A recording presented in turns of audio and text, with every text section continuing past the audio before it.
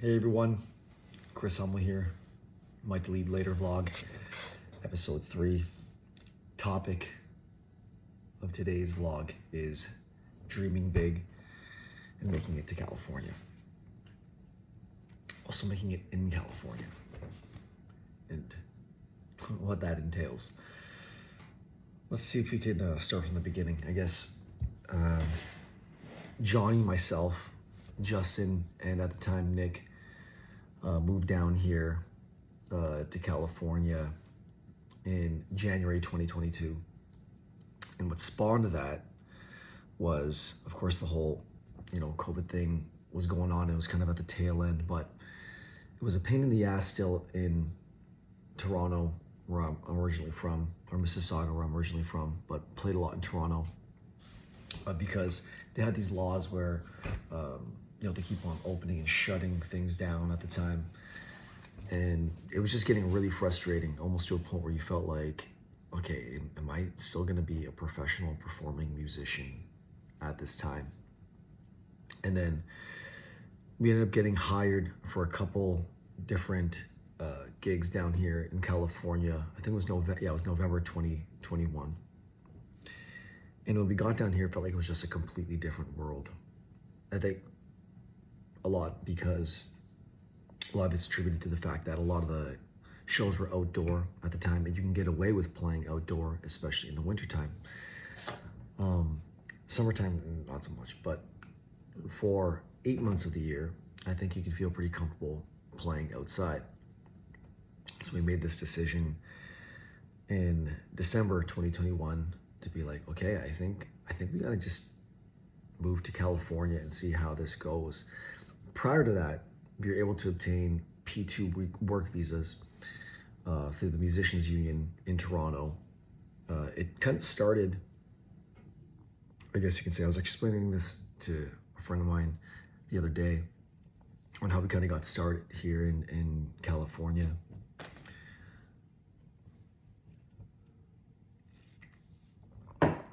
Excuse me, voice is dry. How we got started here in California, and that was back in 2017. A mentor of ours by the name of Mike Heatherman saw us at a bar in Toronto. And this was with the old lineup with Matt and Brian that Johnny and I used to play with prior to COVID. Yeah, in 2017. And he was a major sponsor of a popular festival out here called Modernism Week. And then we ended up kind of doing the opening party. And it was kind of cool because he talked to he was a big sponsor of the festival, and he pretty much pushed us into the whole situation over there, like getting the owner to book us sight unseen to the opening party, which is kind of a big deal, I guess you can say, in the Modernism Week world, because it's the opening party of Modernism Week in February. And sight unseen, just they took his word for it. We played, we knocked it out of the park, and the following year they hired us back again to play the opening party. And at the time, no band has ever been called back 2 years in a row in the whole 12 years Modernism Week has existed, is what the lore was. So I ended up getting this kind of cool popularity right off the bat here in Palm Springs. And it's a small town, it's a small community, and word gets around. And I think it was just a nice launching platform for us to be like, okay, Palm Springs is a beautiful place for us. They celebrate mid-century type lifestyle and culture, and we're kind of like a mid-century type band, the 50s and 60s, and it gave us this belief that we can do some damage down here, especially in California. And that's a lot coming from 4 guys that are from Mississauga, big suburban city in next to Toronto, and it felt good. And periodically throughout the years, we ended up coming back to Palm Springs to make it happen. So long story short, our base in the United States started in Palm Springs. And that was enough for us to believe in ourselves, to make this big, bold, jumping move, and also support of people that, really cared about us and genuinely believed in what we did down here, to try getting us some gigs and all that kind of stuff. So without rambling, of course, um, we always had this thing in the back of our mind: we should move to California. We should move to California. We should try to make this into California. And our mentor, Mike, at the time, was like, guys, you should burn the boats. Just move here and just say screw everything else back in in Canada and just make it work. And kind of that is kind of what we did in a way.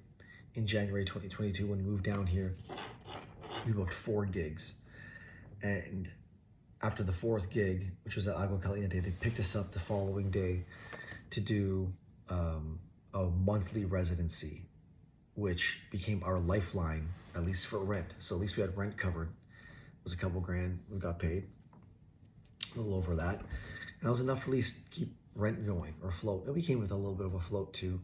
Did a GoFundMe as well when we first got down here. So we were sitting on just a little bit, just trying making this work and make it happen. And surprising, 2.5 years later, we're in October 2024. So it's almost 3 years since just booking 4 gigs and making it work and making it happen. We've renewed our visas yearly, got new contracts, and I'm not gonna lie. In the beginning, when we first came down here, it was hard. It was really hard. Not only for the fact that I just missed my family so much.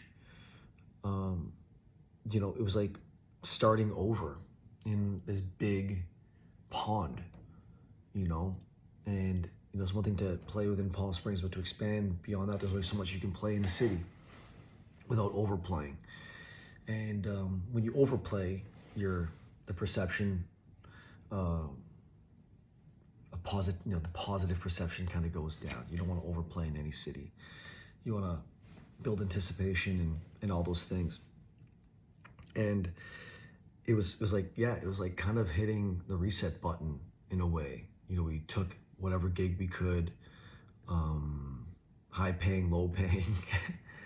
We even were busking at times downtown, and it was a reality check. It was naive to think that we'd come down here and just take over things, but we knew it was going to be the building process, and it was really hard on this band in many different ways. It almost broke up. This band almost broke up.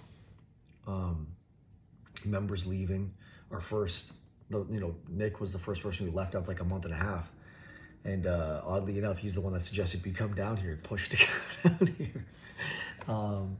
And then, other members just had other things going on, responsibilities back home, and trying to get back as much as we can. It was hard to just focus on like the goal at hand. But there was a belief in the product and a belief in ourselves that we could still make this happen and make this work. And Johnny being the other founding member with me, we even had our rough patches while being down here, and being the brother that he is to me. We were fortunate enough to work things out and work through all the hard ships of this band and this business. And it's a reality check. Nothing comes easy. That means a lot. And usually businesses in the first year lose money. So it's like coming in here and just making that investment in time, finances, emotions. It's all an investment that you put into something that you really care about, that you believe in, that you hope one day will bear fruit. And I'm not going to say that the Dream Boats is. I'm just picking fruit off the tree right now. I'm not. I'm happy. I'm fortunate. I live in a decent place here. I live with my friends and my business partners, and it's things could be worse. I could cry poolside. So I'm grateful for those things, and it's been almost 3 years, and the goal was to just become a successful household name somewhat down here, and we are working on that. We got a lot more followers since we came down here. Also, better paying gigs, which is nice. I'm fortunate that we ended up doing a couple conferences that have led to some better paying gigs and things like that. And I guess any advice for someone um, that wants to take the plunge with anything when it comes to business or travel or moving and doing those things is you really gotta believe in your heart that you're doing the right decision, because a lot of things are gonna pop up that will contradict those beliefs, all in real time. And you know you could feel like your world is crumbling before you. Even health. I didn't even mention like health. That's when I really started kind of feeling symptoms of reflux, that was affecting my singing and being like, okay, I don't want to fail here. And I feel like I had to, being the lead singer of this band, singing majority of the songs, it really snaps you into a gear of like fight or flight. And I wanted to fight. I want to get healthy and feel good and like live a certain lifestyle that was like positive for myself mentally and physically. And it's it's hard. It's hard because you want to escape a lot of the time. You want to escape the thoughts of like missing your family, um, escape the thoughts of like, am I worthy to do this? Am I worthy enough to make this happen? Am I just delusionally, if that's even a word, like delusional, living in my freaking head? Is this a big mistake? And these things will just, you'll be tested. I constantly feel like I'm tested. I'm not gonna lie, but you have to be resilient, and that resilience um, makes you into that fighter. And that fighter, um, you gotta mark your line in the sand and be like, this is what I'm doing. This is what I want to do. This is what makes me happy. This is what I feel my purpose is.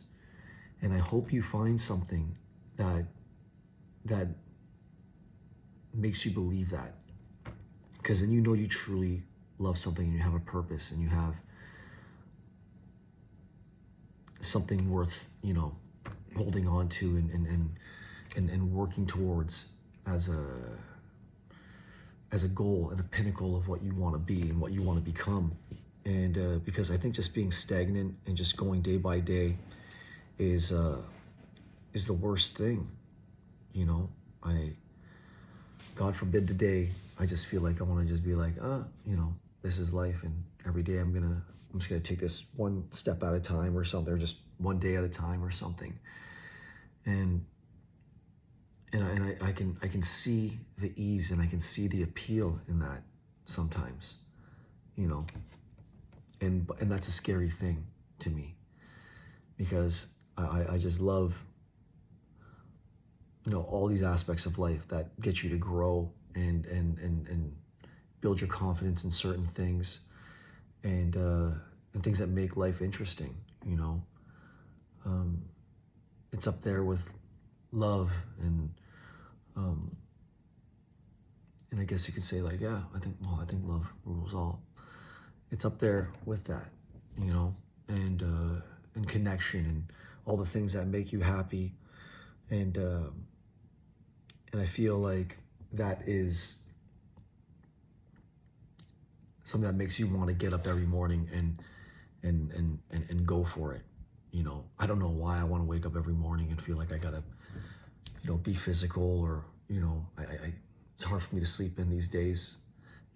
I think just naturally there's a part of me that just doesn't want to fail, and it's scary. And I feel like my whole life is on display in front of everyone. And there's a part of me that feels like I need to be my own level of success in my head now more than ever. And I'm gonna fight and work hard to get there, whatever that means, whatever I have to do. And it's hard to figure out what those things are. I feel like a lot of my stress has come from waking up every morning and just being like, okay, how am I gonna put food on this table? by playing music and singing, and you reach out to people, and you get on, you get on the phone, you cold call, you just leave yourself in vulnerability, you're negotiating prices, and I feel like that's just been my life in like a nutshell for like the past like 2.5 years. And it's stressful as shit. I can't even like tell you um, what that feeling can be like, and add up, because it affects you. It affects you mentally, it affects you physically. And you have to be you have to be resilient, and you have to believe. And I think that's what I have. Maybe it's the only thing I have. I don't know. And I don't want to sound delusional. I don't want to sound naive, you know. But I think these are also just qualities and traits that I love about myself. And maybe I get it from my mom. Where, it's funny. Um, when I was talking about like just like reasons I got into music in like some my earlier episode, and just um, how my mom wanted me to be like an actor, and like got me into like acting classes, modeling when I was younger for like print ads and stuff like that, and just had this belief that I was I was able to make it in some kind of capacity with that, whether it was my talent or personality or whatever. And you gotta I gotta give it up to my mom, because I like to think that there's so many people, so many parents that would want to guide you away from that and just play it safe and like do those things um, last. And my mom was like really a person who made me feel like you can make it happen, you know, and that belief that I can feel from her, and trying to put me in like the industry. And there was a moment there where I wasn't digging it in high school. I remember just being like, I was going to the odd auditions and stuff in like downtown Toronto and stuff, and I just felt really kind of weird about it. Like I didn't want people to think I was like, oh, I'm in like into acting, modeling, I'm feeling like conceited or something. And I just like, I remember just being like to my mom, I don't want to do this anymore. I don't want to do this stuff. It's not really what I feel and dig. Um, but naturally, I guess as a performer, it is. But I just want to do it my way. I think I'm more receptive to it these days if it was to happen again. Well, A, because I'm not taking public transportation to all these back alley weird spots in like Toronto and stuff, and trying to figure it out without Google Maps. How did we do it without Google Maps? I couldn't tell you. And and I gotta love my mom for that, because I think that has been instilled in me in a way, you know. And but also just that feeling that I just love what I do, and maybe it runs in my family. My father played music. He wasn't a professional with it. Lived a pretty honest job, and a hard job, and he did it to make sure that we had all these opportunities to do what we're doing. And I can only hope, being a father, that I could deliver on the same things, you know. And my grandfather on my mom's side was also a performing musician, and yeah, and a pro. My mom used to tell me stories about how he'd be playing at like the bars at the venues, and she'd be like under the tables, like just watching him as like a little girl. And maybe it's that kind of influence that got her to kind of like feel like I should be doing these things, and that belief that these are things that I could be done and whatnot. But yeah, I gotta thank my mom, because here I am. I'm living in California now, and I have all the support in the world from the people that really care about me, and I'm trying to do my best to make this happen and live out my dreams and live them all out in front of you. Would it be kind of psychotic if I was younger and I told you I'm gonna move to California and I'm gonna try to play rock and roll I'm going to try to make a living. I'm going to try to make it happen. One of the biggest entertainment industries in the world. And I promise you that I'm going to be a success because in my heart, God willing, that I believe I'm going to get all the things that I want to get out of my life doing this. Would you think I'm naive? Would you think I'm delusional? I don't know. But I'm not getting any younger, and that feeling has never went away. Let's sit on that for a second. Episode 1, part 1, dreaming big and living in California, making it in California. I'll see you next part.